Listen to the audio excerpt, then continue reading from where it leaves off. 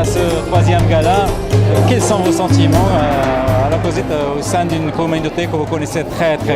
Oui, c'est un sentiment de fierté, je vous dirais, parce que j'étais là depuis le tout début. Et de voir la communauté, cette magnifique profondeur, processus d'intégration, mais processus de contribution. Et de voir à quel point, évidemment, tous ces beaux attirails et tout ça, même toi. Hey, ça me change. Regardez s'il est beau. Ça me change. Mais non, c'est un honneur, c'est une fierté parce que c'est toujours toute cette situation d'accompagnement.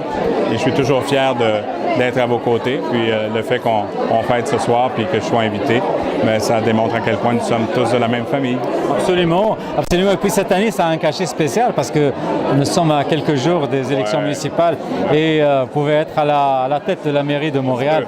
Qu'est-ce que vous pouvez faire à cette communauté-là qui a tant besoin de reconnaissance et qu'on lui donne la chance de prendre sa place ici? Bien, moi, comme j'ai toujours fait, je vais créer l'environnement propice à la reconnaissance.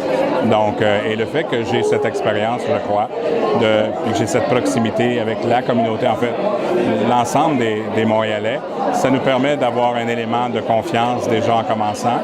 Et deuxièmement, le fait qu'on soit toujours avant, pendant et après ensemble, je pense que ça enlève aussi du cynisme et ça nous permet de travailler ensemble. Alors, toute la question d'employabilité, reconnaissance des titres, la protection sur, évidemment, tout ce débat qui est très sensible sur la question de la Charte des valeurs. C'est d'avoir un porte-parole, un porte-étendard, quelqu'un qui va être là vraiment pour représenter l'ensemble de la communauté et d'envoyer comme message que vous faites partie non seulement de la solution, mais vous êtes une des raisons qui fait que cette magnifique métropole qui est diversifiée est là en cause en partie de la communauté maghrébine.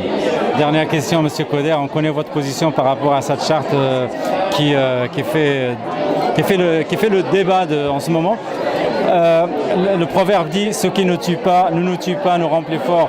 Est-ce que ce qui ne nous divise pas va nous rendre plus forts? Bien, moi, je pense que ce qui est important, c'est qu'on n'en a pas de besoin parce que c'est comme si on faisait un débat avec des éléments. C'est un peu amateur, c'est un peu à l'improviste. Et quand on joue à l'identitaire, c'est extrêmement sensible et c'est extrêmement émotif. Alors, d'un côté, moi, je me dis, tout débat est sain, évidemment, tout dépendant de la façon dont on le fait.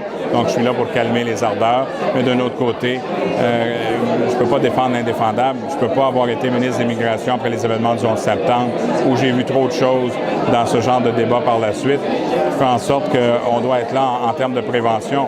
On ne veut pas être de façon curative ici. Et, je veux envoyer le message qu'à Montréal, au Québec, au Canada, on est égal, on peut être égal et différent. On ne fait pas de hiérarchie des libertés.